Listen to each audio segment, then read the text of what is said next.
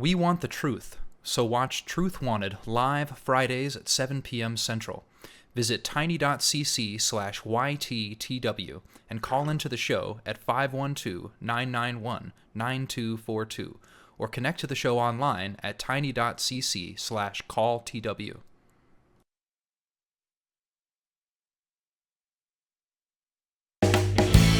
So you think that you can tell us how to live our lives, never questioning the source from which your moral code derives. You think that suffering is part of some great plan that's been devised. I wonder,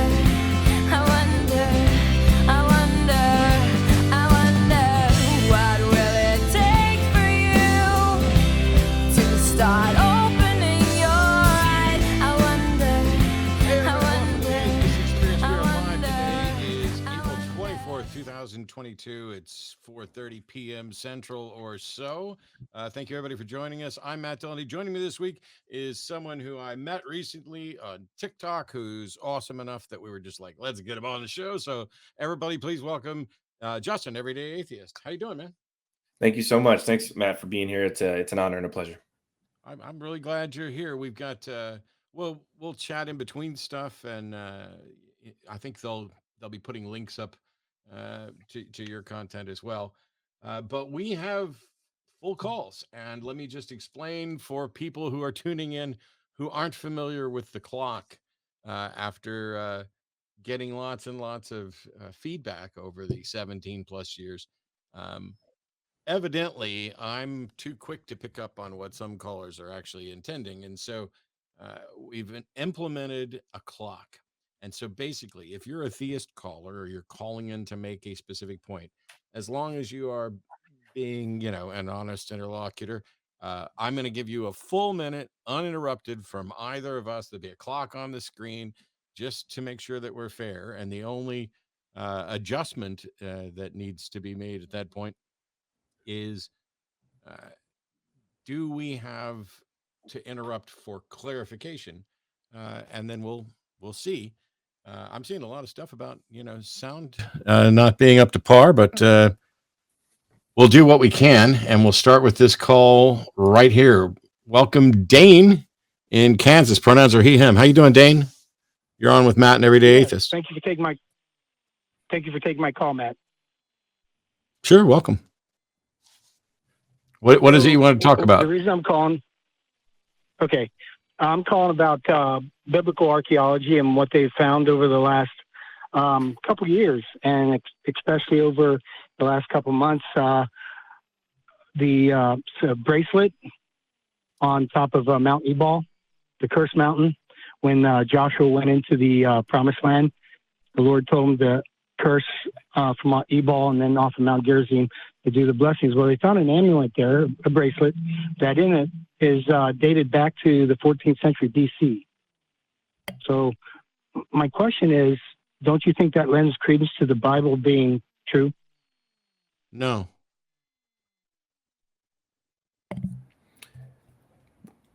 What's the time frame that you said it dated back to? 14th century BC, the time of the Exodus for Joshua. How did you determine that the Exodus was in the 14th century BC? And what the hell does this bracelet have to do with it? I mean, are you suggesting that there's no way we would have found a bracelet unless the Bible is true? What I'm saying is that they found the bracelet from doing wet sifting, which is a form of archaeology, and they found scarabs, and they found this bracelet, and in it they can't open it, but they use technology that they can read, and they have Hebraic, Proto-Canaanite language in there, which is the form that they used when they wrote the first 5 books of the Bible, and was the progenitor of the Hebrew. So I'm saying that is pretty good proof of what the Bible says. Not only that, but when you look at Jericho, hang on. and the time frame that they found. I asked a question. Are you suggesting that in the 14th century BC, there wouldn't have been bracelets unless what the Bible says is true? Oh, I'm sure there would have been. Okay, But so why would it be on what top is of it? the mountain? What is it about this? Okay, if you're going to make a claim that finding some piece of jewelry somehow lends credence to the Bible, you're going to have to actually make an argument and link those two, because by your own admission, a bracelet in and of itself doesn't add any credence to the Bible. So what is it about this bracelet that makes the Bible story more credible? Oh, yes, sir. Okay. Well, it was found on top of Mount Ebal, which is, according to Joshua, a temple was built up there. And this bracelet was found in the temple. I say it was an altar, not a temple, an altar. And in the altar, they found this bracelet. So you're And not it, paying. they had, Stop, Dane. I'm asking you to show us how this bracelet lends credence to Bible stories. Because first of all, let's be clear, no one is saying that events in the Bible didn't happen. We're just saying that the extraordinary events, the supernatural events, don't have supporting evidence for them.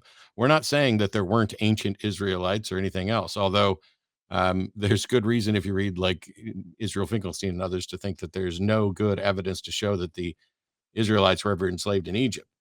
But liberal even if theologists.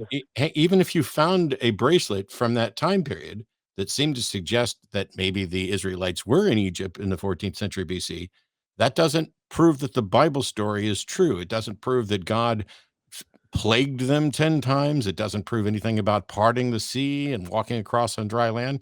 You can't get from "we found a really old bracelet" to "therefore the Bible is believable." Well, if I found something, just suppose I was Christopher Columbus. I came to America. I came here and I found, I don't know, maybe a bracelet from Proto-Canaanite time during the time of the Exodus.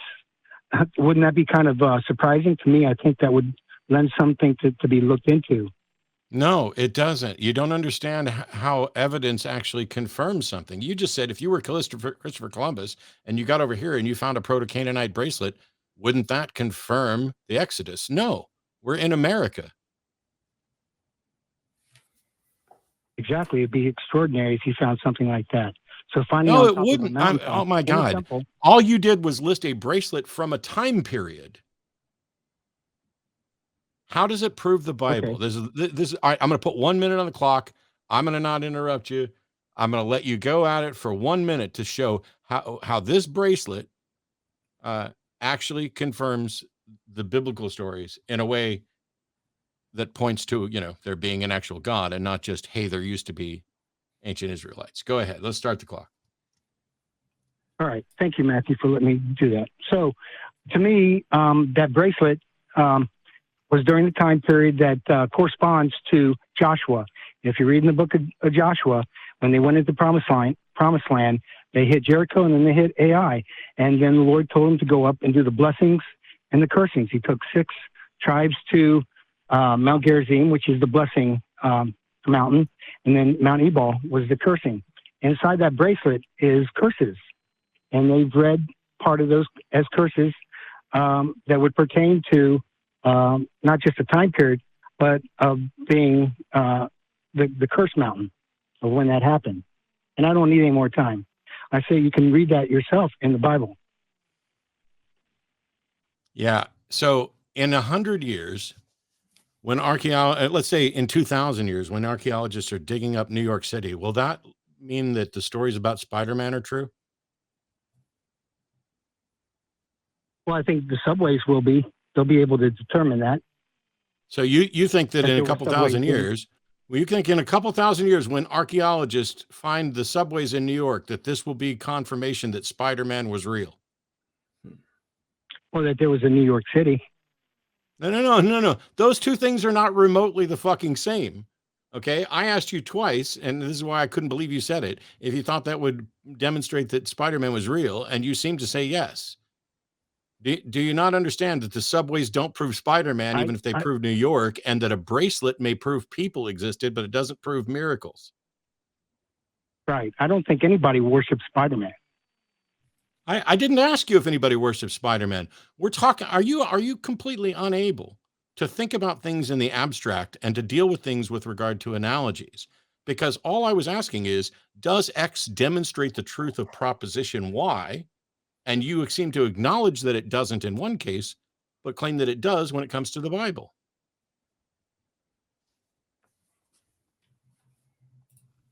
How does what Matt, people I appreciate worship? you having me.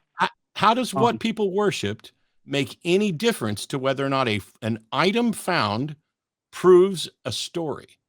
What difference does it make whether or not the story has anything to do with worship? Does whether or not something was worshipped change the basics of evidentiary epistemology? Well, it says this at the Old Testament.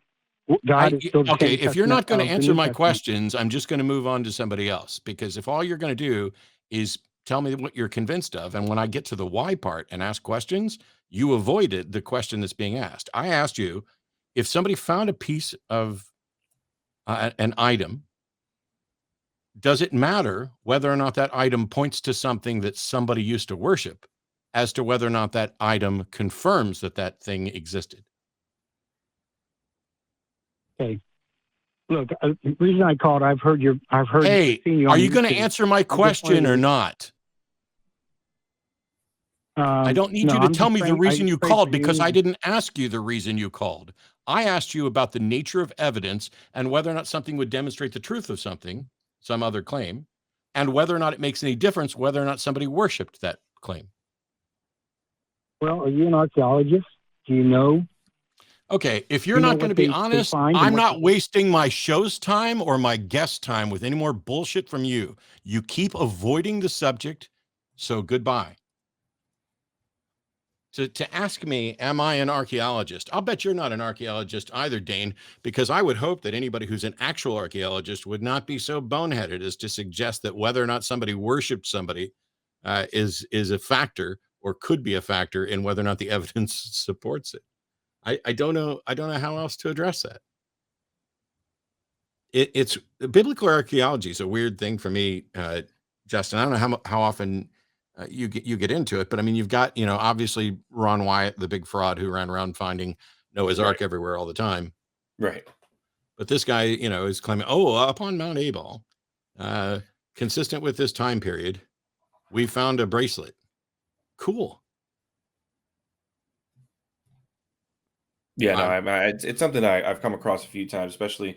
I mean, you mentioned Finkelstein and Silverman's work earlier, so I'm very, very familiar with that. And I mean, when we look at biblical archaeology, we got to realize that up until like the modern era, they would do archaeology with a Bible in one hand and a pickaxe in the other, as they would say, right? So it would drive the study rather than having the study drive the analysis afterwards. So I've never heard of that, this bracelet deal and this Joshua deal. And he mentioned in the 14th century, which I'm not sure that corresponds even with what the Bible says about the story. If you take what it says in First Kings and when the Exodus was supposed to happen. So I was highly confused the whole time. I think the caller's actually highly confused as well. While I haven't looked into this particular claim, there is a website that I found while we were talking that's specifically devoted to Joshua's altar on Mount Ebal. And in 2019, it says they found 2 cursed tablets. It doesn't say anything at all about a bracelet. It just says they found 2 cursed tablets. And it's weird that he says they find a bracelet and it's a scarab, while they can't open it, they can look inside to see that it contains curses. And yet what I find is that they actually found lead cursed tablets up there, which would have even been a slightly better, at least in the sense of being more accurate, thing to mention than trying to say there's a bracelet that, while they can't open it, they have the technology to scan it. It's like this person has no clue about how evidence works or how it should work. It's like, if I say this, that confirms that God existed. Right. No, subways don't prove Spider-Man, whether anybody worships Spider-Man or not. And I would argue that after No Way Home, there might be more people worshiping Spider-Man than there are people worshiping Jesus Christ at this point. That was a fantastic film. It was outstanding. And by the way, I don't know if you have your tickets, but I already have my tickets to Multiverse of Madness. So I can hardly contain my excitement to see that movie. yeah, opening nights. Well, let's knock out these. First of all, thank you to everybody who's tuned in. I was really hoping we would get some biblical archaeology where we could look at something and say, hey, they found this. But what we tend up finding, or what we tend to hear about people finding is, oh, they found a wagon wheel, or they found a piece of timber, or they found these curse tablets, or I don't know. It would have been nice if we could have maybe got something that was, I don't know, at least a little sturdier to talk about. But I'm not even convinced there was a bracelet. I think this person misread some information. But even if there was a bracelet, it doesn't do that. And so for all of you who are tuning in, yes, we had a poll running. Everybody, when I took the poll, agreed with me. So when that happens, when 100% of people taking a poll agree with me on morality, that means we're just not going to get any calls about morality today. So sorry. Good stuff. But I wanted to remind everybody that if you're watching right now, down below the chat, there's a donate link. 100% of your donations go to the ACA. That keeps these shows running. And I don't just mean the Atheist Experience. I mean the content the Atheist Community of Austin puts out on a regular basis, which we'll get to and point out later. But if you want some of your own merchandise, some Atheist Community of Austin merchandise, including the limited edition You're Done shirt, which will only be on sale here in April. By the way, if somebody from the crew hasn't already gotten me the You're Done shirt, like if we stop selling these and I don't have one, I'm gonna have to. I guess maybe I'll have to go order one after we're done here. Doggone it, I can't have them give me one. That would be a conflict of interest. But you can get that information there and everything else. Also, you can become a member on YouTube for, I think it's 99 cents a month, and there you'll get some special icons, and it'll get you out of slow mode for the rare occasions when we still go to slow mode as well. You can also become a supporter via Patreon at patreon.com/The Atheist Experience. And if you're wanting to interact with people, not only can you do it live in chat during the show, but you can also participate in a couple of unofficial Facebook groups that the ACA likes to point people to. The first is the Atheist Experience fan group, and the second is the Atheist Experience private fan group. They're both there. One's at tiny.cc/FBAXP, I already missed it, but yeah, FBAXP and FBAXPPR. Sorry for the confusion. And those are unofficial as well. If you run into any problems there or whatever else, I mean, you're under the purview of the moderators there. None of us are involved in that in any way. But you can also participate on the ACA unofficial Discord. And after the show's over, I know that Everyday Atheist is going to be going there to hang out, to interact and take your calls from fans and everybody else. So we're looking forward to all that. And if you have feedback, questions, concerns, criticism, comments, whatever, you can email tv@atheist-community.org. That goes to myself and all the people involved in the show, and we'll be happy to hear from you. Let's get some more calls going. We have Jamal in California. You are on the show live with Matt and Justin. How are you? Hello, can you guys hear me? Yeah, we can hear you, Jamal. How's it going?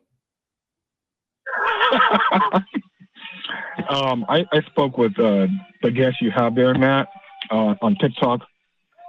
But anyways, let me get to the point. So I'm reading this book by a philosopher named David Chalmers, and he delves into the philosophy of mind. And I'm learning from him that we just don't know.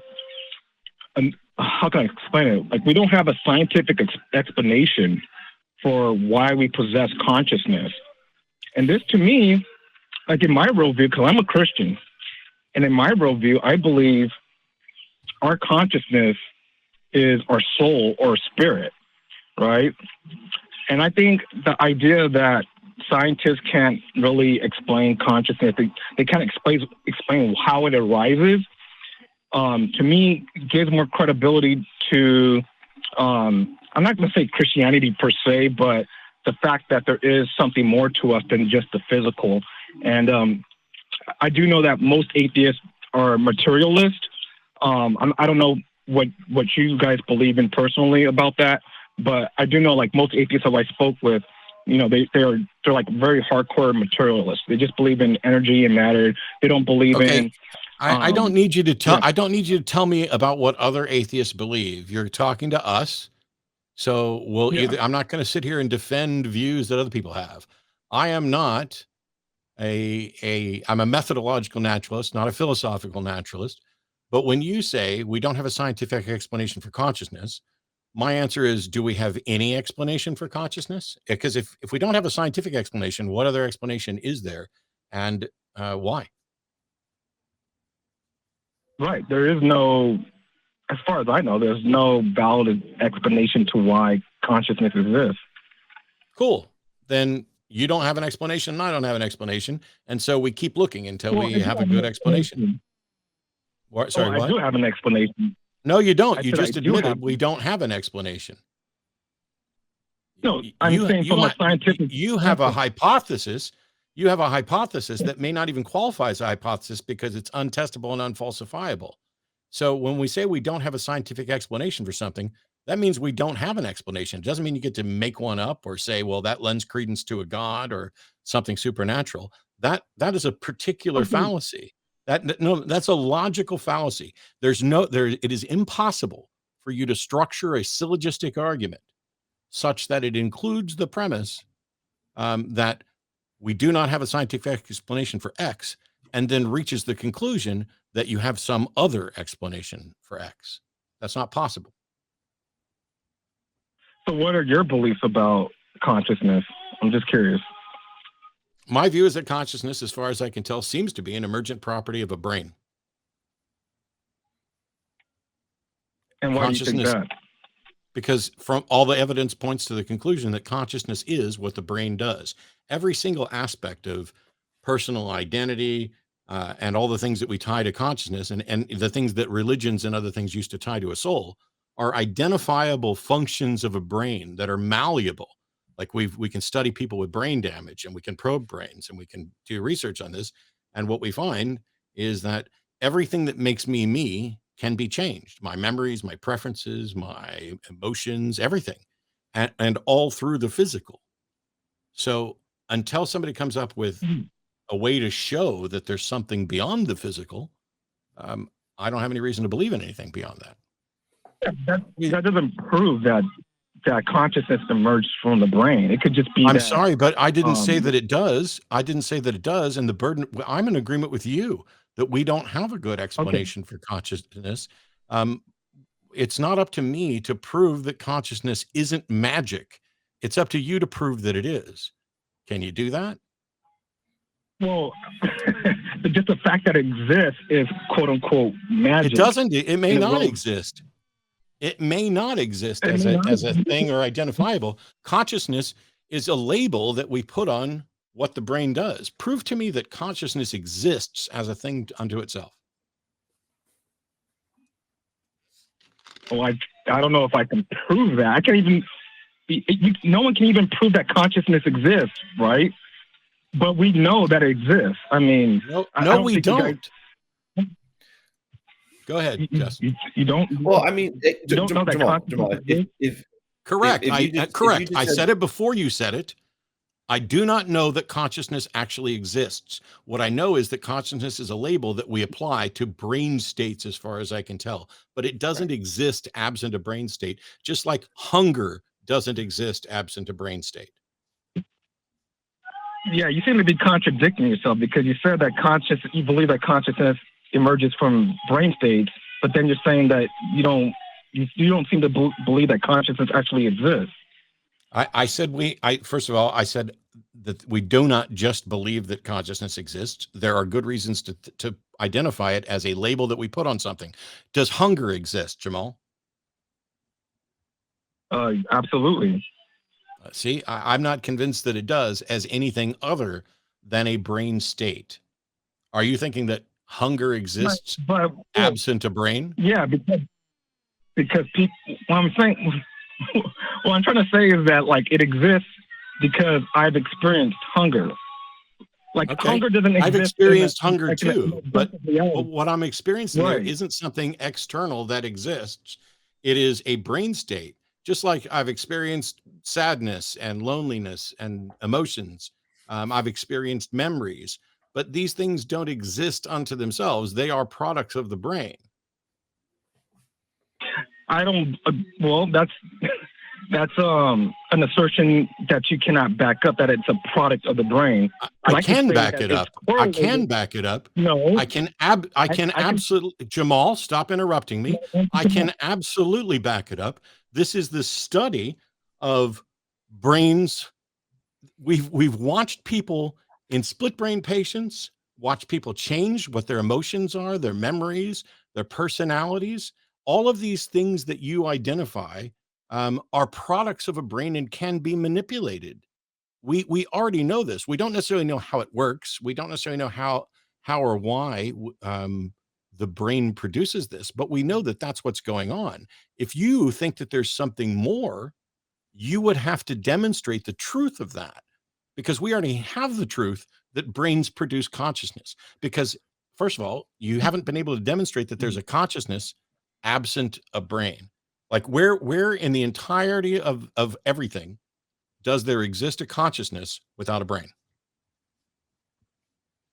well, people have experienced leaving their body and out of body experiences, and near death experiences. Yes. No. Yes. I'm sorry, but that doesn't demonstrate. No, sir, that does not demonstrate consciousness outside of a brain. I'm sorry, but if you're not going to listen to me, I'm not going to let you speak at all. Okay. Okay. Go ahead and you laugh. You're in a bad mood today. I'm not in a bad mood today. I'm pissed when people don't listen. Okay? I am listening, but you're not listening. You're trying to talk. Okay, now your ass is muted until Justin and I are finished answering your question, and then I will unmute you because I'm tired of talking over you. We know that people experience consciousness, hunger, these things. We also know that people have memories and understandings of things. And when you look at something like near-death experiences, when do those experiences happen? Not when they're dead, but they happen when a brain is being starved of oxygen and is in the process of dying, and the person can't communicate that stuff until after the experience is over, until after they've regained consciousness. And so right now the model is that a near-death experience is the brain's way to try to make sense of what happened while the brain was in an altered state. Do we know that? No. But if you want to claim that people are actually a consciousness leaving their body, you would have to demonstrate that that is what's happening. Until you can demonstrate that that's what's happening, the default assumption, the null hypothesis is that it's not. That's the way that works. I don't know. Justin, you want to get in here on this? Yeah, no, and I think to go back to your specific question, the idea of any of these experiences or any of these levels of consciousness happening without a brain, I'm not sure how we would even begin to parse that out. So I mean, I'm not sure. I think originally, and I speak to Jamal often, but I think originally he was trying to make it sound like a God of the Gaps argument, which is we don't fully understand consciousness, and my belief or my position is that it's a soul, and it comes from God. Now we didn't hear his full argument, so I don't want to straw man him, but yeah, that's what it sounds like to me. I'm willing and eager to bring him back. I know you've talked with him a bunch of times, so I took kind of the first part of this, but let's see if maybe you can make better progress. Welcome back, Jamal. Did you hear that? Yeah, I did hear that. Cool. What do you think? So are you going to allow me to talk? I literally just asked you what you think, but if you're going to be a smartass about it, I will drop you. So let's start over. What did you think of what we just said? Okay. All right. So I don't know if you can demonstrate people like leaving their body, and if it's really people like really leaving their body. However, there are I know you probably don't give any kind of credence to it, but there are testimonies of people leaving their body and seeing things that they couldn't have seen where they lie down when they were laying down in their, like, I don't know, like in the emergency room, right? They witnessed something. You've actually got this backwards. Yeah. Every single time this has been tested in an operating room, like what they'll do is they put a sheet of paper on top of a cabinet or something in the room, and then they ask them what was on that sheet of paper after they claim to have experienced near death. Nobody's ever got it right, not once. But I think that's false. I've read.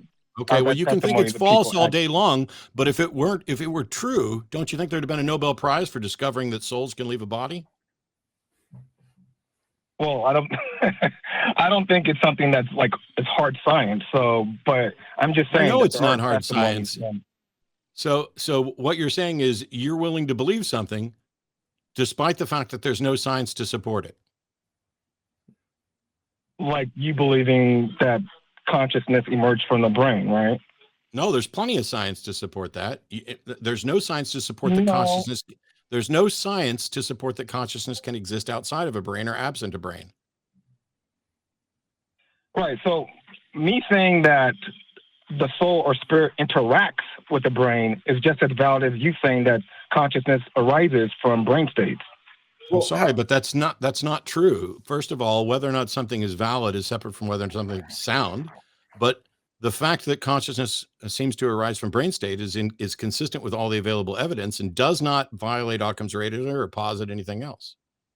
I mean, Well, how is it possible that me saying I'm going to go with what the science says about this and no further is in your head on the same footing as you going further by appealing to something that isn't science? How are those on the same footing? Wait a minute. I could appeal to scientists who say otherwise. You know, they believe in what they call interaction. No, sir, you don't understand. I didn't ask you to go find somebody in a lab coat or somebody with a degree who disagrees. I didn't say find a scientist. I talked about the science. There are scientists who believe all kinds of crazy stuff. Yeah. How is it? The question I asked, which I'm going to ask one more time just for clarity, and then I'll let Justin jump in on this, is how is it that for me to say I'm going to go with what the science says and no further, and you deciding to go further without having science to back it up, how is it you can think those are on the same footing? Because there's science that contradicts what you just said. No, there's not. That's the point. Great, if you say so. It's not because I say so. It is you need to present the science that contradicts this, and you will be the first.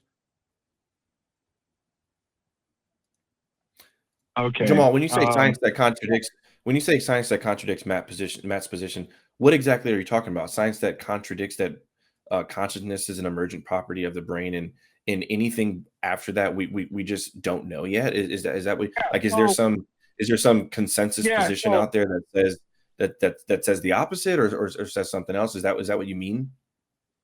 Well, yeah. So I'm not saying there's a consensus against what Matt is saying, but there are scientists that have done. I'm talking about like neurophysiologists who have done experiments that show that the mental or the person's consciousness is distinct from the brain. Like a person's consciousness can influence or affect your brain states, instead of just the other way around. Does that make sense? There's like a they call it interactionism. Hello? I'm waiting for the point. I'm waiting for the punchline here. So get back to the original point of why you asked the question. Are you using these? I mean, I'm guessing fringe ideas or fringe studies. I mean, I haven't seen them, so I can't comment on them. But are you using these ideas to lend credence to the position that somehow interacting within consciousness and a soul, we can find God? Is that your position? No, my position is that well, yeah, I think this lends credence to a soul existing, and that we're just more than just flesh and blood and just atoms and. But I thought you said at the beginning of the call. Hold on, at the beginning of the call, I thought you and Matt agreed that we can't fully explain consciousness. So if there's just this outside piece of data or a piece of evidence that you think supports your position, are you now changing your position that we can actually, in fact, explain consciousness? Is that because I guess I'm just confused on what the point is. No, I'm saying from like a secular standpoint, we cannot explain consciousness. Like there's absolutely no explanation for it at all. Well, hang on. However, The fact that there isn't an explanation is not the same as there cannot be an explanation. You just claimed that from a secular perspective, we cannot explain consciousness, and that's an assertion that you would Right. have to prove. How do you show that we can't do something just because we haven't? okay, fair enough. You guys, okay, the secular world hasn't, at least at this point, explained scientifically how consciousness arises, right? Yeah. But I'm saying that from a Christian worldview, we have an explanation for consciousness. We believe that it's the soul or spirit interacting I'm with aware. the brain, which is Jamaal, sort of the heart Jamaal, of I was a fundamentalist Christian for more than 25 years studying to be a pastor. I don't need you to tell me that from a Christian worldview, Yeah. they think there's a soul. The point is, a Christian worldview doesn't have evidentiary support to demonstrate that it's true. There are other worldviews from other religions. Some of them have similar explanations for consciousness. Others have different, but none of them are able to demonstrate the truth of their claims. And as somebody sitting here saying, hey, science doesn't currently have a good explanation for consciousness, what should I do with that? Well, at no point does sound epistemological views suggest that when science doesn't have an explanation for something, you should go ahead and accept supernatural explanations of it. That is just not the way good reasoning works. Well, I think the supernatural explanation, at least at this point, best explains conscious experiences. It doesn't explain anything. Am I- An explanation is when we explain an explanation. Let me do that so that I don't use explanation in there. To say that something explains something means that it edifies our understanding of it. We tend to explain things in terms of other things that we understand. To suggest that the explanation for consciousness is magic, supernatural gods, souls that I gotta say, aren't that have not been demonstrated. To suggest that that's an explanation is to fundamentally misunderstand, because you can't solve a mystery by appealing to a bigger mystery. When you say, the explanation for consciousness is a soul, you have told me absolutely nothing about what a soul is or what consciousness is or how they work at all. All you've done is assert that you have an explanation that you cannot demonstrate and that does not match up with the scientific evidence. That's not an explanation. That's a pacifier. It's a panacea. It's the thing that you accept so that you don't have to be uncomfortable with acknowledging that you don't know. oh, I do know. No, you don't. If you knew, you I could do show know. it. How dare you suggest you know? You've already agreed with me that we don't have an explanation for consciousness, and now you're going to claim you know what the explanation of consciousness is. Are you capable of having an honest conversation? Well, I'm being honest with you right now. I'm telling you that I do know. Okay, so you're that- telling me you know what that consciousness is a soul. You know that. Or a spirit, yes. How do you know Or- that? Because how do you know that consciousness is a soul or a spirit? Because the Bible says so, and I believe by faith. That's not knowledge. No, That's no. ignorance. That's ignorance compounded. It's a And- fundamental and- misunderstanding of what sound epistemology is. How dare you come on here and say you know something and that your reason you know is because the Bible says so. All that shows is And- that you well, are let me ignorant finish. about epistemology. And there fact. has been scientific experiments, right, by neuroscientists. No, sir. such No, as, sir. No, John- sir. No, sir. I tell you what, Yeah. you go off and you find those scientific experiments, and then you produce a video that shows those scientific experiences and submit yourself for a Nobel Prize because you're claiming to know something while simultaneously agreeing that none of us know. That's dishonest.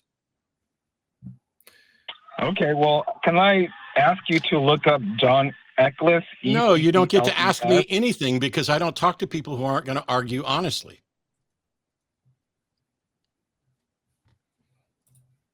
I wish we could get, here's the thing. It would have been really easy. And at the start of the call, I thought that was the way it was. Hey, we're going to agree. We don't know what the explanation is for consciousness. But then when we get to the end of the call, after coming up with one thing after another, all of a sudden, now he knows. And he knows Right. because of the Bible. But when I push back on the Bible, well, I also know because of science. If you're not Yeah, going and to it's be odd. honest, It's odd because we had just spoke about how, at least as of right now, the consensus position in science is that we know a little bit about maybe the properties of consciousness, but we don't fully understand it. And he wasn't willing to accept a consensus view. He was willing to accept a different view, which already aligns with what he believes, which you and I both know is not how we get to knowledge, right? It's very problematic to pick and choose which kind of science you're going to appeal to or hold as true. But when you start saying I know because it says so in the Bible and I live by faith, then you're opening yourself up to be on the same foot with any other religious person who holds to any other religious text. Yep. And you wouldn't have a way of differentiating what is true or not, based off of your belief in the Bible and the next person's belief in, let's say, the Bhagavad Gita. So I'm not sure that does what he thinks what he wants it to do either. yeah, it's strange, and I mean I get it, And let me backtrack for just a minute. If you're brave enough to call into a show and put your beliefs out there, cool. I do genuinely respect that. I'm glad Jamaal called in. But if you're not going to engage honestly, because we ask you, tell us what you believe and why. And the why is the important part. The why gets to whether or not the rest of us should believe, whether or not your reasons are sound and everything else. If you're not going to do that, I'm going to call it out. I mean, it's unavoidable, because if you start saying at the beginning that we don't know, and at the end that you do know, and that you know because of the Bible, well, you might as well have called to say that bats are birds because the Bible says so, or that there's a tree from which someone can see the entirety of the earth, which is impossible on the oblate spheroid that we're inhabiting, because the Bible said so, or that, hey, I believe that Jesus is the Son of God who died for our sins and was resurrected on the third day because the Bible says so. Well, that's, cool story, bro. But because the Bible says so, doesn't get us any closer to the truth. Right. That's, we don't, courts don't allow spectral evidence as well. So I've got, first of all, I'm going to do a quick message to the booth. And that is that if you want to get involved in these, and that goes for Jamaal or anybody else, there's an atheist versus theist debates group that you can check out, where you can have those conversations at tiny.cc/AXP fan debates. And not only can you call into this program, the Atheist Experience, on Sundays, but Talk Heathen airs earlier in the day on Sunday. There's Truth Wanted on Friday nights. And if you have questions or curious stories about human sexuality from a secular perspective, there's Secular Sexuality on Thursdays. And then between Talk Heathen and the Atheist Experience, there's the Nonprofits, which Johnny keeps reminding me is the flagship operation of the ACA, airing here at 3 with new hosts and new segments. And if you've missed any of those, you can go to tiny.cc/AEN podcasts. That'll be your one-stop shop for all of our programming in audio only format. And the reason that you get all this is because we have an amazing crew who are back. I don't know. You can put them up on screen. Who knows? I don't see a cat. I feel like it's a weak representation if we don't have at least one cat. So somebody back there probably just said meow. But I'm very, very grateful to the call screeners, the audio crew, the video crew, the people taking notes, doing timestamps, and working to get other clips up and everything else. And if you've missed anything on any of those programs, we put together this so that you can check out what you missed.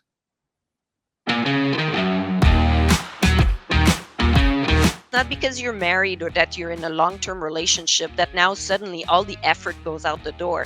Don't take your partner for granted. Put the effort in. Start seeing them. Start putting them in focus again. I don't know the methodologies of which you speak of that we determine, oh, well, God is real because we feel it in our hearts. That doesn't seem like a very verifiable methodology to me. It just kind of feels I do like most of my thinking with my brain and not my heart. Isn't it the strangest thing that she talked to Jesus in the closet? Was she locked in there? Was there enough room for both of them? I have so many lots of questions. Lots coming out. Clearly, if you don't have the prerequisite knowledge in physics and you're going to use quantum physics to substantiate your claim, right? Do you not see the issue in that, right? Like, you That's think the this bigger thing thing we should focus on. proves like the most important question in the world, yet you've like not even picked up a physics book. If we can completely change a person just by changing the structure of this lump of jelly right here, what could you possibly point to that goes beyond the actual physical thing that we see that does everything you're claiming?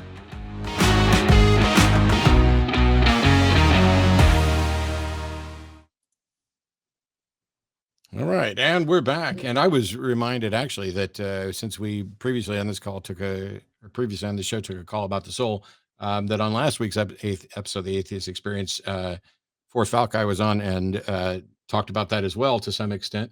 But we have more callers, and so we have James in South Carolina is on. Pronouncer him wants to talk about original sin a little bit. Welcome, James. You're on with Justin and Matt. Hey, James, how's it going?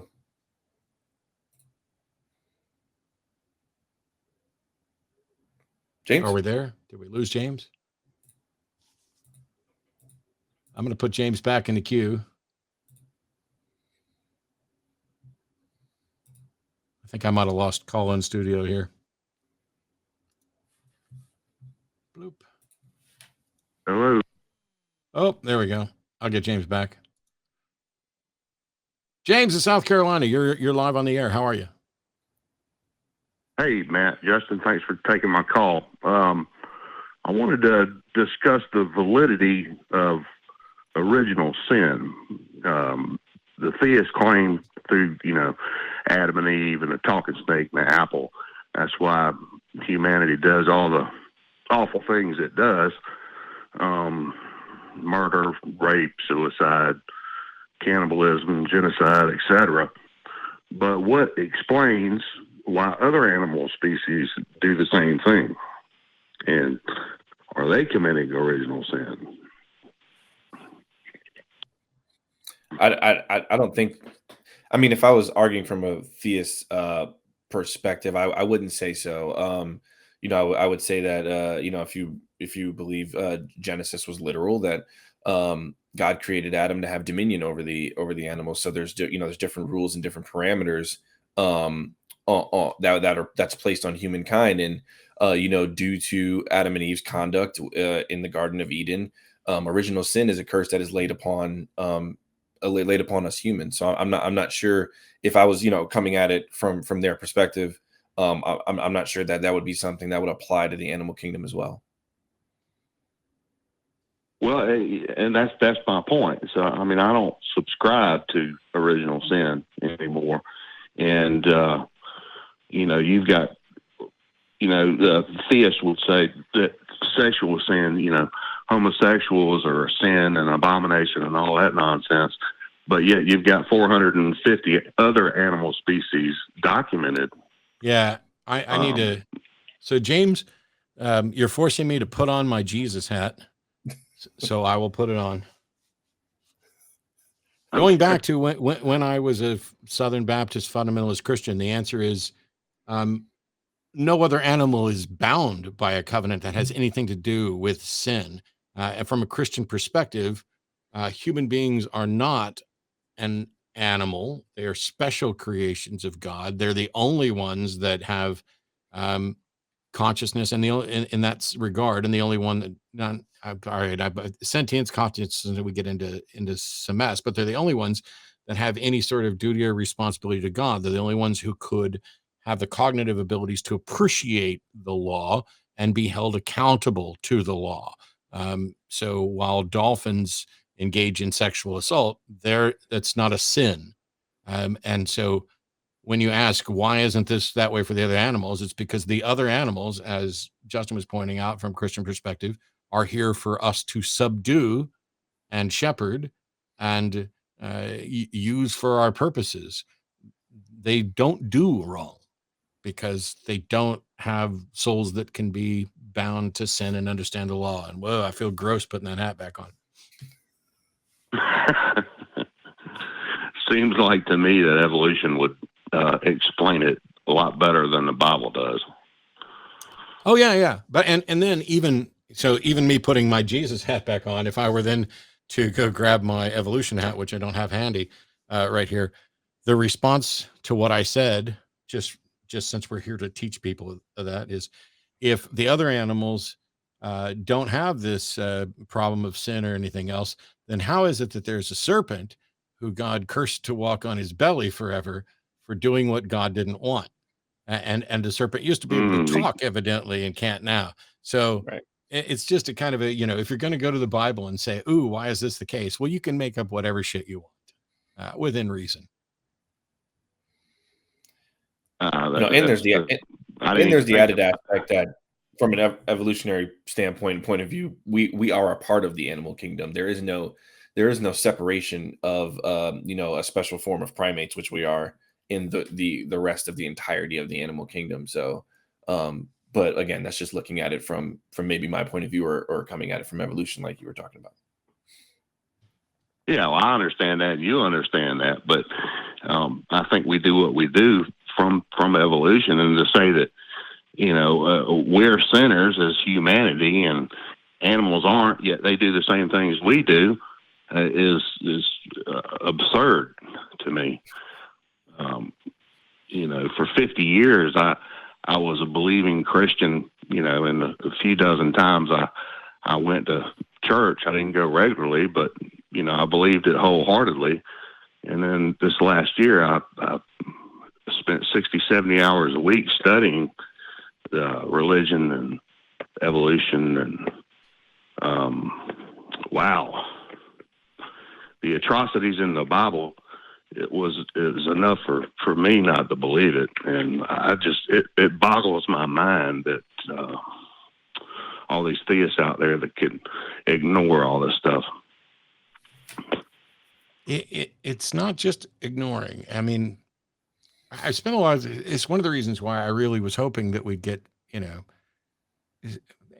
rather than a couple of theist callers that, weren't remotely trying to be serious. I was hoping we could have better conversations and defenses, because like I've said many times before, when I stopped believing in God, my IQ didn't go up. I might have been colloquially smarter for not believing something for bad reasons, but when I was still a believer, it wasn't, I bought into the story, and in part because it feels good to think that you are the special creation of a God who loves you even when nobody else does, who has, a plan, wants the best for you, wants you to succeed. When you're told all these positive things, and then when you add in, that your disobedience from this God is going to damn you to hell and everything else, you have massive incentives to stand up for anything within that religion until it is just absolutely disproven. If religions are good at anything, the ones that survived are good at building defense mechanisms such that the adherents who accept those things aren't going to give them up until you either prove that the claim is false or teach them about epistemology so that they understand that the burden of proof is on the person claiming that these things are true, not the ones that are false. Because if you believe unfalsifiable claims, you will hold on to them forever until somebody shows you why holding on to unfalsifiable claims is a bad idea, as long as there's any benefit at all. And that benefit can be as small as, now I don't have to say and admit that I don't know what the answer is. So let's not pretend. Theists aren't stupid, and they're not especially gullible. And while they don't have sound epistemological reasons to believe what they believe, they have, and I'll put this in air quotes, good reasons from their perspective. Right. And it's not just how do they not see this? Because religions are really good at hiding it. Well, good reasons don't necessarily mean good evidence. I mean, if true. If more theists were willing, if more theists were willing to take off their rose-colored glasses for a minute and set them aside and look at the evidence and the facts and be honest with themselves, instead of thinking that they're special and they're averting hellfire and they're special and they're going to heaven, if they'd be a little more honest with themselves, they might change their perception on some of the things that are taught. Yeah. And that's the reason why we do what we do. Well, you certainly educated me quite a bit. You and Hitchens and Bart Ehrman and a number of people. So anyway, thanks for taking my call. I just wanted to touch on that original sin thing. And, thanks for being here. Keep up the good work. We will definitely try to. We got a bunch of other callers to try to get to today. Let's try Jelmer in Netherlands, who pronouns are he, him, and wants to discuss the existence of God and binary logic. So welcome, Jelmer. Hello, how you doing? Hi, Matt. Hi, Everyday Atheist. I'm doing fine, thank you. How are you doing? I'm doing well, thanks. Doing all right. Yeah. Yes, my question is, how did you determine that when talking about the existence of a God, that it's only binary classical logic that applies? And how did you rule out, for instance, intuitionistic logic or paraconsistent logic, where paraconsistent logic allows for contradictions, and intuitionistic logic, and that's a really hard word for me to pronounce, but I'll just keep trying, where intuitionistic logic simply rejects the law of excluded middle? Oh, okay. Well, that was going to be my initial response, which is when we're talking about the existence of something, right? It's a either it does or it doesn't, right? So abiding by the classical laws of logic. Well, I think that's semantics. When we're talking about the existence of a God, it's semantics, and I can show that in 4 simple steps. Hang on. Well, hang on. Can so first of all, semantics is important. Semantics is important because semantics is about what words mean or how they're being used. And so all I'm going to say is that if I accept identity, non-contradiction, excluded middle, and if you don't accept that, then we're not going to be able to talk about this in the same way. Because when I say that everything is either A or not A, if you come in and say, well, that's not the case, then you're talking about a logic that I don't accept. So you're completely ruling out intuitionistic logic, then? I have no reason to rule it in when we're talking about the existence of X, that X either exists or it does not. No other possibility other than X either exists or it does not makes any sense to me. Right, but I think that I can reword the dichotomy in such a way that we get rid of the word existence and still remain the meaning of the dichotomy, that it's either true that God exists or it's not true that God exists. And I can show it in 4 little simple steps that I think you will agree with every step. Hang on. You just said you were going to do this where you get rid of the word existence, but the word existence is the thing in question. And then you said you would still reach the conclusion that either God exists or God does not exist. So why on earth would you go through all this work to get to the thing that I already accept? I can reword the dichotomy and get rid of the word existence while maintain the meaning. That's not what I asked you. If your conclusion at the end of all this, is still either God exists or God doesn't exist, what's the point in going through it if Justin and I already accept that either God doesn't? No, at the end, the conclusion is we're talking about properties of reality. That's why I think it's a semantics thing. It's not, okay. I'll give you your minute. Go through the 4 steps and I'll explain to you. I just said I'll give you your minute. But I'm bored before you start, so go ahead. Okay, so you were talking about true or not true. You're talking about truth, and for that to be meaningful, you have to have a definition for truth. And the definition that you use is truth is that what corresponds to reality. Well, for that to be meaningful, you have to have a definition for reality. And the most common definition for reality that I think you use is that reality is everything there is. And if tomorrow all life in the universe dies, there is still some reality left in the form of dead planets and stars, for instance. So that's the first step. Well, the second step would be, if there is some foundation to reality, then that foundation itself is also reality, because it falls into the definition that I just gave. And the third step would be, if something like a God is foundational to reality, then that God would also be reality, because it falls into the previous two steps. So now I can reword your dichotomy and say, well, it's either true that foundational reality has divine properties, or it's not true that foundational reality has divine properties. And with divine properties, I simply mean all-knowing, all-loving, all-powerful. So now I've reworded your dichotomy without the word existence, and the question now becomes, how do you determine that it's classical binary logic that applies to foundational reality? No, you haven't. Sure I have. And you just used classical binary logic right there at the end, because you said the ultimate thing is that you get to. I did. Would you stop interrupting me? I agree with you. Would so you don't shut need to up? Proceed. Okay, I tell you what, I'm going to mute you, and I'll unmute you when I'm done talking, because what you said was, my definition of reality is that, or truth is that which corresponds to reality, and reality is everything there is. And I'm fine with those. And I don't for a second proclaim capital T truth or any of that.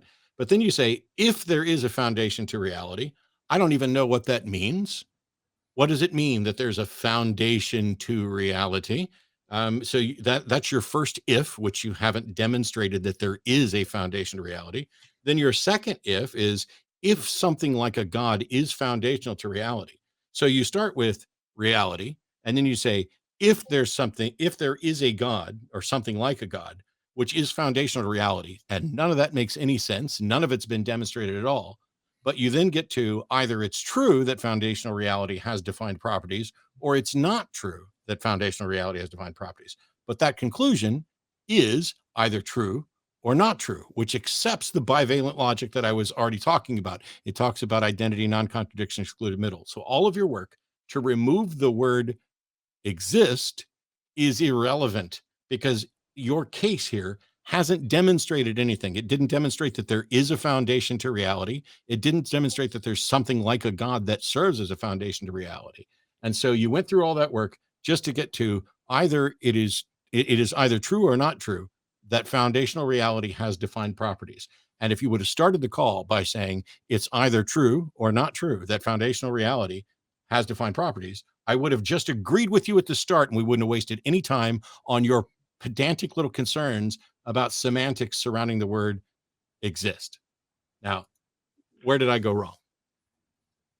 Well, where you go wrong is that it seems that you're saying that I have made any kind of claim, or that I want to establish something. I started out with a simple question. How did you determine that it's classical binary logic that applies to foundational reality? And how did you rule out that it's intuitionistic logic that... Stop and listen. I asked you where I went wrong, and your response to that was, I went wrong by assuming that you had a point. Is that really what you're saying, that my error was in assuming that you were making a claim? Yes. Then goodbye, sir. I don't want to waste any more time with you, because I want to know what people easy, believe. Isn't it? Now that's easy, I want to know. That is easy. I want to know now what you're a coward. Because I'm not a coward. I'm muting you. I'm not hanging up yet, because I'm pointing out your dishonesty in this conversation. The purpose of this show is for you to tell us what you believe and why. And when you say that I've made a mistake in assuming that you had a claim, that's not a mistake that I made. That's a genuine, reasonable assumption, because that's what the purpose of the fucking show is. But when you call in to say, how did I determine it was bivalent logic? And then you went down to bivalent logic at the end of it, only to avoid words, you are wasting everybody's time. When did you demonstrate that the reality has a foundation and that it is godlike? You didn't ask. I started out with a question, and you didn't at any point ask me what I believe and why. So now you're blaming me that I didn't tell you what I believe and why. You didn't ask me. You presented an argument. You presented an argument that ultimately agreed with me. What's your fucking point? No, I asked you, how did you determine that's classical binary logic that applies to foundational reality? Did I ever answer that question? No, I'm still waiting for an answer. Because I didn't determine that. How did you determine that it's classical are you going to try and talk over me at every point? I swear. All right, goodbye, jackass. Now, the question that you asked is, how did I determine that it's based on this logic and not another? I didn't determine that. I accept identity, non-contradiction, excluded middle as necessary preconceptions, as necessary premises. Or no, wow. As necessary assumptions. And then you presented a case that ultimately got down to accepting those same assumptions. Because if you just said, as I pointed out, your conclusion that it's either true that foundational reality has defined properties, or it is not true that foundational reality has defined properties, if you would have said that as your opening line, I would have said, I completely agree, which means everything else is you tap dancing around bullshit and not actually making any claim. You agreed with me. That's the way it goes. And if you're going to say that my mistake was in assuming that you had a point, well, congratulations. We won't have to have you back on since you don't want to make a point. Here we go. Jack in Florida, pronouns are he, him. Welcome to the show. You're on with Justin and Matt. Hey, Jack, how's it going? Hey, how's it going, Matt? Not bad. Right, remember me from our last encounter. I didn't get a chance to respond to you, but hopefully my connection is better this time. Yeah, so I wanted to talk to you about the transcendental argument for God and whether or not, let's see, like what response you're going to give. So what I'm going to say is that there are these certain categories, right, in philosophy or branches of philosophy, such as metaphysics, epistemology, and ethics. And ultimately, we're going to have fundamental assumptions, or like what I call baseline assumptions, for what's true or what isn't true within those domains. And there's this dilemma called as you would know, the Munchausen dilemma, which states that either our worldviews are going to bottom out at a foundationalist paradigm, we're going to rely on properly basic beliefs, right? Or just basic axioms, or we're going to fall into a coherentist paradigm where the beliefs, the fundamental beliefs that we have are justified if they consist with another web of beliefs that we have, or it's going to be an infinitist view, or there's just going to be an infinite set of justifications for our beliefs. And ultimately, I think that the atheist worldview, since it doesn't posit a necessary mind, it ultimately is going to be shrouded in mystery because it cannot solve or it cannot justify the axioms of classical logic and why they exist. And it cannot justify identity over time. It cannot justify the preconditions for intelligibility. Hey, Jack. Did you hear me at the end of the last call where I said that identity, non-contradiction, excluded middle are presuppositions? By presuppositions, you mean that there are things that they're assumed before making an argument? They are presuppositions. We presuppose that those things are in fact true because we cannot demonstrate that they're true. So it's not that an atheist worldview can't justify reason. It's that nobody can. And the people who want to appeal to a God to try to justify reason are making an assertion that they can't demonstrate is actually true. And it's kind of like saying, but if there is a God who can serve as a foundation for logic, then that would explain it. Well, yes, it does, because that's a tautology. I don't think there is any sort of explanation for the validity of or the soundness of logical reasoning, which is why we presuppose them. Yeah, but even if you make the claim that you presuppose them, I mean, there's going to be another set of beliefs that you hold it in your background that you think are reliable, right? Like I'm assuming that you don't have any good reasons to believe the external world exists. So you're just going to presuppose that the external world exists. No. You don't have any good reason presuppose that your senses Instead are of reliable assuming without stuff, instead of assuming stuff, why don't we try to have an actual conversation? There are two of us here who would happily give you our views, and I don't even know if Justin and I remotely agree on this. So instead of assuming and telling me what you think I will say, or what you think Justin will say, why not talk about it? Because when you say, "Oh, I would assume you would say this," what you're doing is arguing dishonestly and setting up a straw man. Well, what I was saying, Matt, is that you have certain beliefs that ultimately you're not going to justify unless you believe in the existence of the Christian. Jack, did I ask you what you were saying? Did I ask you what you were saying to repeat? Because here's the thing that I find very, very frustrating. And that is, I just explained something to you and you did not acknowledge it. You did not address it. You just went back to saying and reiterating what you had said before, as if you didn't even fucking listen to me. And that's not the way conversations go. What did I say to you? To go back, here's the test. What did I say to you? You said to me that instead of telling you what you believed, right, let's have an actual conversation. So I'm trying to have an actual conversation here, Matt. By reiterating what you said and failing to acknowledge what I had just said.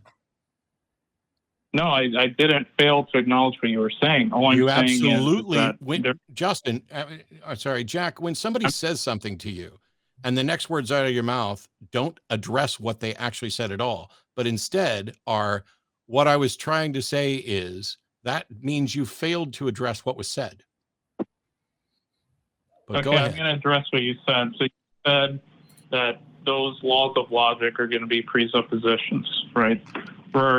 In the Christian paradigm, the Christian worldview, there's an actual abductive case as to why the laws of logic exist. And that's because these invariant abstract laws, right, that are absolute and eternal, they exist and must exist in an absolute and eternal mind in order to ground what's possible or impossible. If you have nothing in your worldview Hey, Jack, I don't want to cut you off, Jack, but because I'm not very familiar with the transcendental argument, do you think you can quickly lay it out? Or because what it sounds like to me is, you're saying from the Christian worldview, but it sounds like to me is you're starting from the position that God exists to explain these preconditions of logic, right? So you're starting from the position that there has to be a mind, right? Because these things exist, because these abstract descriptions like the laws of logic and things of that nature exist. So there has to be a mind. So it sounds kind of like you're begging the question a little bit. So can you run through the argument fairly quickly? Actually,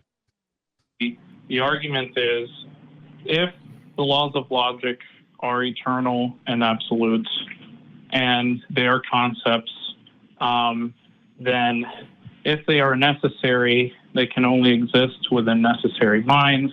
Premise two, the laws of logic are eternal, just not true. And necessary. Conclusion, therefore, they exist within a necessary. That's just not true. Those same laws of logic exist in my mind, and my mind isn't necessary. Yeah, but I understand that the laws of logic exist within your mind, but I'm saying that there are certain. You literally just claimed that they existed only in a necessary mind. Well, I'm saying that fundamentally, when we look about certain axioms, right, within classical logic, there's going to be at least one or a few more statements that are going to be true in all logically possible worlds. And I'm saying that if these statements are contained within a mind, they must be within a necessary mind, because obviously contingent minds don't cover the basis for all logically possible worlds. God, no. Whether or not a mind holds within it a concept is independent from whether or not there is a mind that serves as some grounding for this. That you would have to demonstrate that that's true, because how do you show that logic isn't in fact ungrounded? Well, when you say ungrounded, are you saying that that's unjustified? Are you using it ungrounding that way, or are you grounding? That there okay, is in fine. fact that there is in fact no justification, no guarantor that identity and non-contradiction and excluded middle are always true. How did you determine that that's the case? Because I can't, and nobody else has been able to so far either. Because under the Christian paradigm, God knows all true propositions. I don't care about I don't give a proposition. shit. I don't give one fucking shit about the Christian paradigm. When I ask you, how do you know something is true? You don't get to point to your fictional religion to say that that's true. Well, Matt, you say that's a fictional religion, but under your worldview, there's no basis as to why the laws of you law are done wasting all of our time because you are not remotely an honest interlocutor. Have the preconditions for intelligibility, Matt. No, sir. When you say that I don't have a basis for logical reasoning, the truth is you don't either, and I just exposed to that. And so now when push comes to shove, instead of demonstrating the truth of what you believe, you have to just go and put up all of reality as if it crumbles apart. I'm no longer interested in your view, Jack. Sorry. No possibility. I'm sorry. But when you start saying, hey, when I point out, how did you determine that these things must have a grounding? Right. And your response is to say, well, your view, they don't have a grounding. I agree. And under your view, they don't have a grounding either. What they have is a claim of a grounding. Yeah. That's why I was going down the begging the question line, because it like you said, it sounded like he started from the position of well, I'm adopting this Christian worldview and I'm using that to explain what we're talking about, which I mean that doesn't bring any explanatory power. So I was not sure.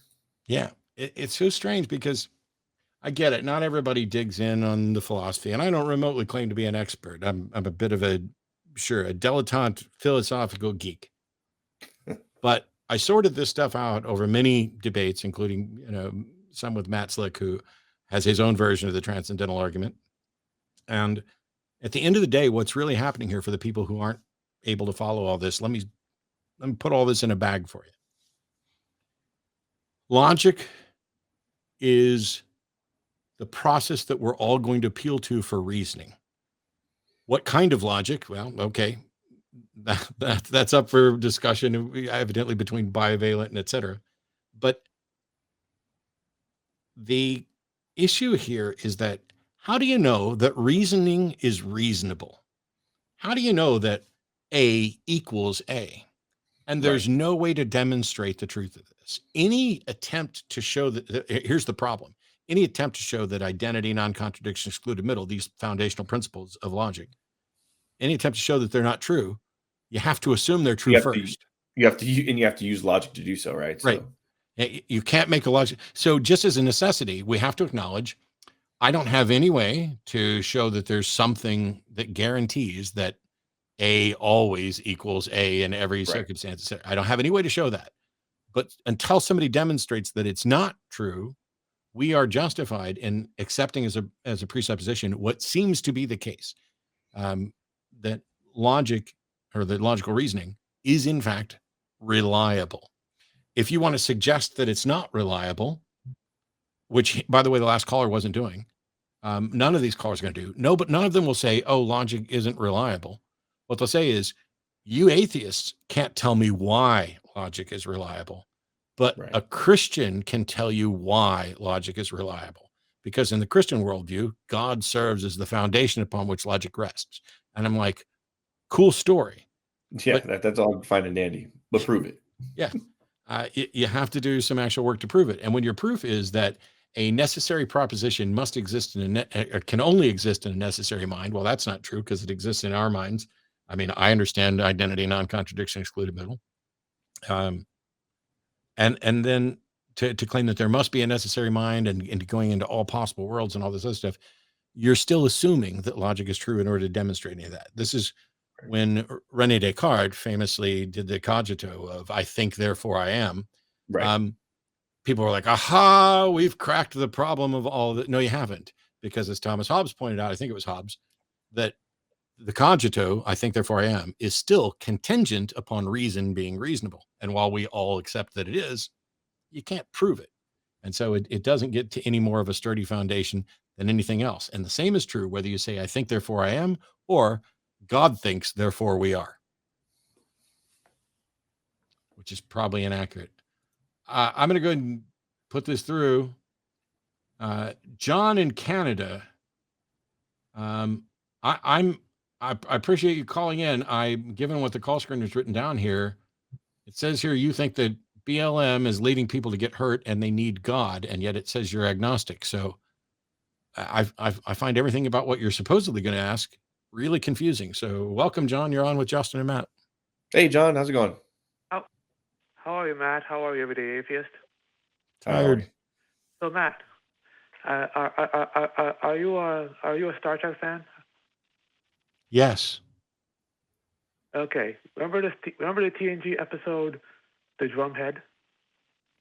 Not off the top of my head, but I don't need to. Can you get to whatever your point was?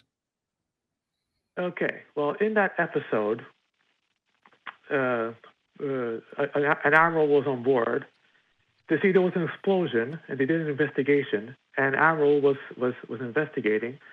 First, they started investigating the actual crime, but then they started investigating the suspect. Okay, John. The background, the history. John. I'm a Star Trek fan. Yes. I have a Star Trek tattoo. Yeah. I want you to get to whatever the point is that you're calling to talk about. I don't need you to go through an episode of The Next Generation. If you can't get to your point without boring the non-Star Trek fans with a walkthrough of a TNG episode, then we're just going to move on. So what is your point? Okay. Well, first, I want to say that BLM is harming Black people.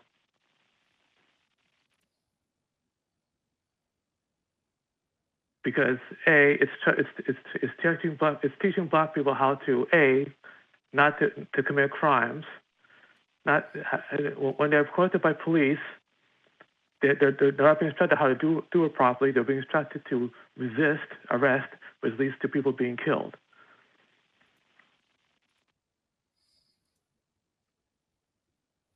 Is that the full point?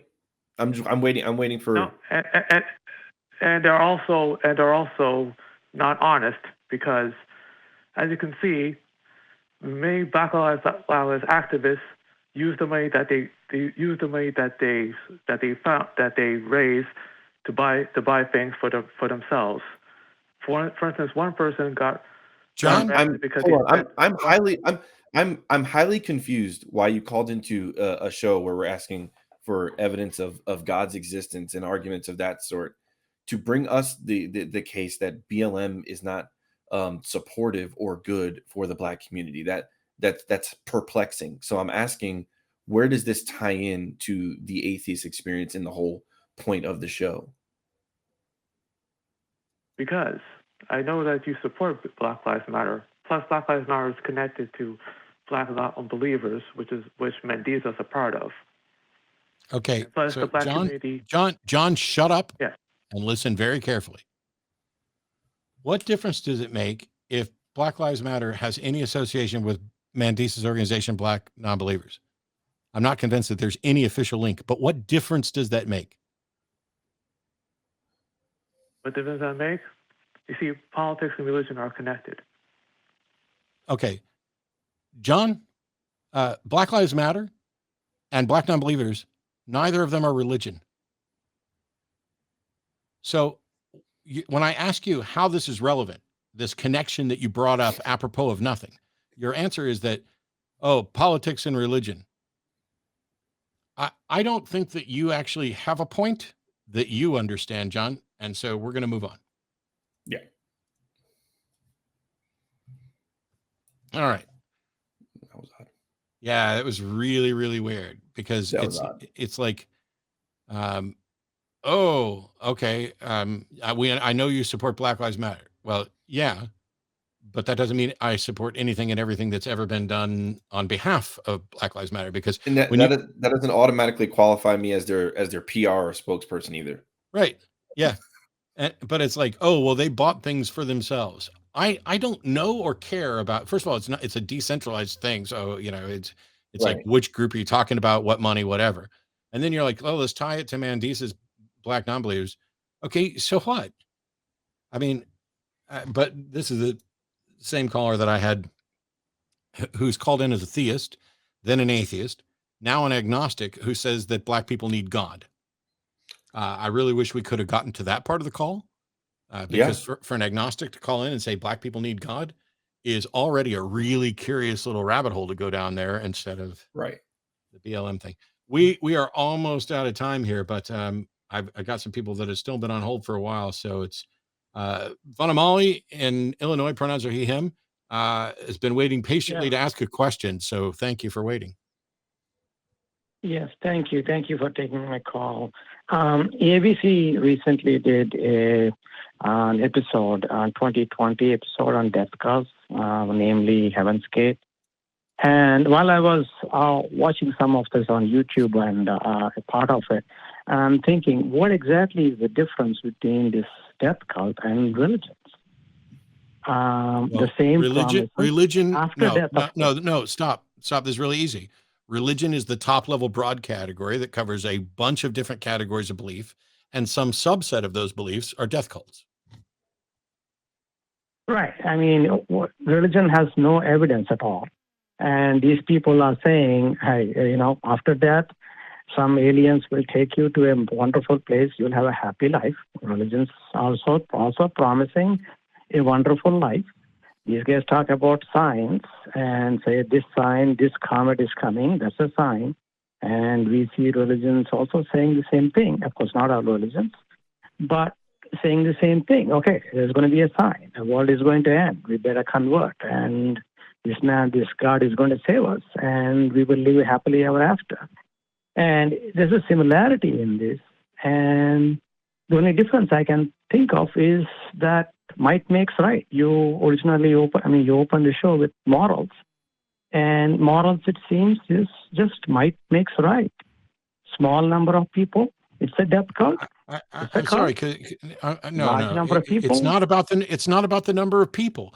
There are cults proper cults that isolate people from everyone else in society, keep it insular, and then they result in a suicide death pact.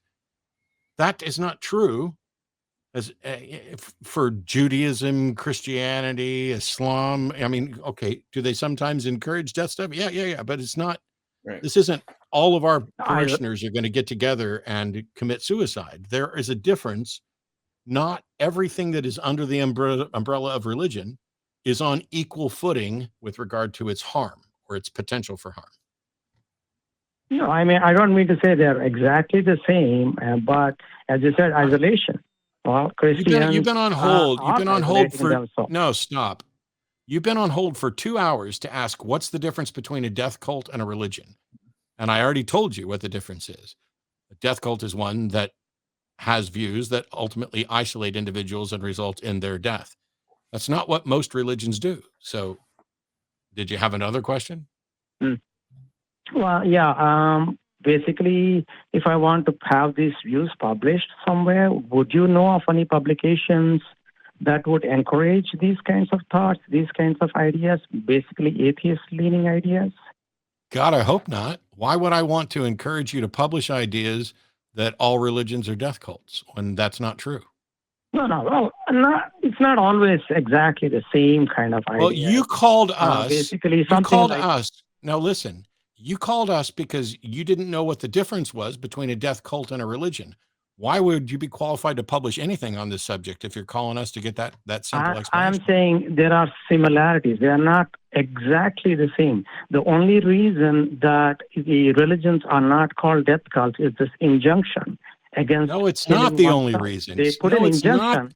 It is not the only reason. Yourself, please stop parading your ignorance around as if it's fact.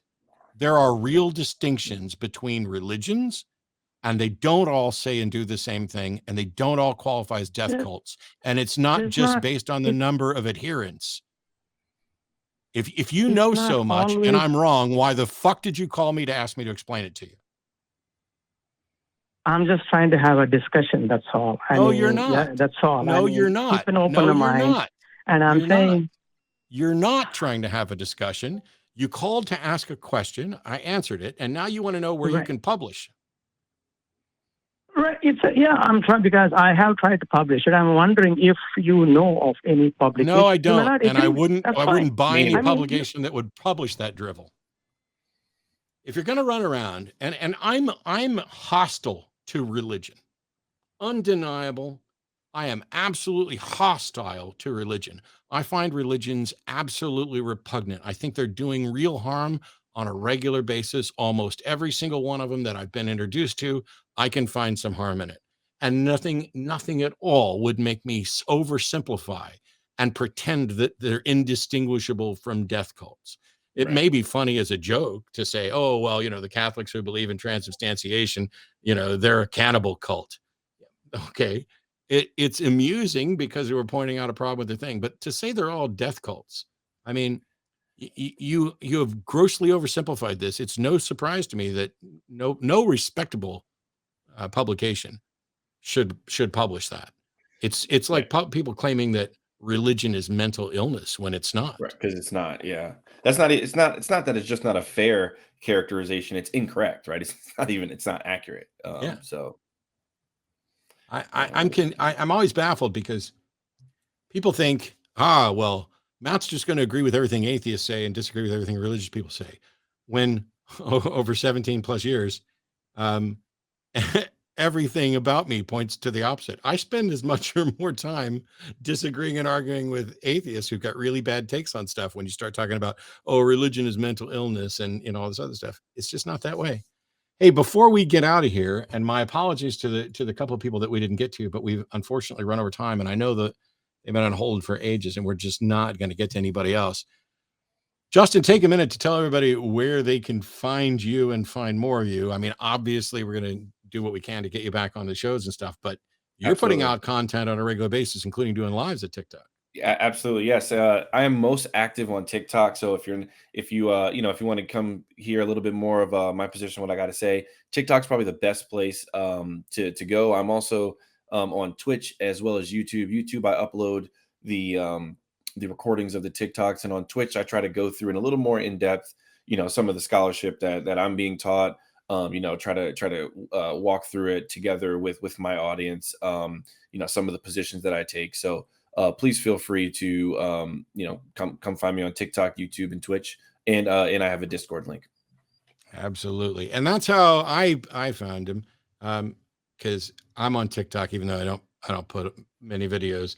I have been saving some videos to reply to, but most of the other TikTokers are much faster. I don't think Greg Locke's latest pronouncement that there's no such thing as that we all secretly know that God exists. I'd love to go after him, but Greg Locke is such an embarrassing, laughably ignorant individual. It's just terrifying that anybody pays attention to him. And quite honestly, he's one of a handful that I think are only popular because atheists buy into that outrage. It's like, oh my God, I can't believe, like Steven Anderson and others, I can't believe they would say something like that. I can't believe Westboro Baptist Church would say something like that. It is strange to me that the atheist community is in the process of pointing out real problems with religion, basically providing an audience for people who have a church amplifying it 20 in some cases. Yeah. I mean, the internet's amplifying them a little bit, but it's our community. It's like, oh wow, look how stupid this guy seems, or look how evil these doctrines that this church is pushing. It's a wild place to be, because before the internet, nobody would have known who the hell Greg Locke was, and his little angry, hate-filled tent services would have been seen by the handful of people who show up. Right. And I'm happy to have them call in to be exposed. But sometimes I worry that we're boosting a signal for some of these people. You can't just ignore it, though. I don't know what to do. Yeah. So, I mean, bad ideas definitely have to be met and contended with. But you're right; it's kind of like a double-edged sword. Is like, especially in this day and age where everything is so connected, and the internet is such a small place. Is when you do that, when you combat those ideas, you're just pushing them on to other people who, like we saw earlier, if you don't have a strong epistemology or you don't have very good critical thinking skills, then you start to hear things. You're like, oh, well, maybe that guy has a point, when he really has no point at all. Yeah. It's a little difficult. First of all, thank you so much for agreeing to come on and hang out and do Atheist Experience today. I look forward to getting you back whenever we can. Thanks so to everybody on the crew for doing all that hard work, especially our moderators and the people who are putting timestamps in. Pop yourselves up one last time so that people can see, the prettier, brighter, smiling-er. Oh, that's a word I'm keeping. Smiling-er faces that we have back there. Please check out the other content produced by the atheist community of Austin. Don't miss Secular Sexuality this Thursday and Truth Wanted on Friday. In addition to the Sunday shows, we look forward to seeing you back here again. Thank you so much, everybody, for hanging out and chat. Please continue to follow the safety guidelines in your area. I know it feels like, in some places we're coming out of this, and we are, but not every place. And I would like for everybody to be healthy. I've been to 2 conferences in the last month. I managed to survive without contracting the current plague or any version of it, both Free Flow in Orlando and the American Atheist Convention in Georgia, which was phenomenal and really good talks and interactions. A ton of younger people there, a ton of TikTokers there. It was really good getting to hang out with some of them and take pictures. And now I'm grateful to be back home and doing what I can on this program and others. We look forward to seeing you next week. Take care of yourself. Bye-bye. What will it take for you to start opening your eyes, to start questioning the bullshit everyone around you buys? You think it's any of your business what goes on between my thighs? I wonder when we'll be rid of your eyes.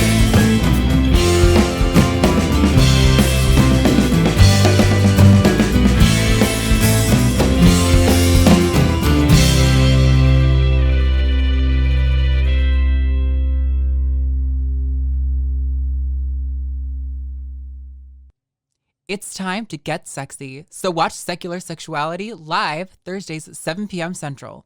Visit tiny.cc/YTSS and call into the show at 512-991-9242 or connect to the show online at tiny.cc/callsex.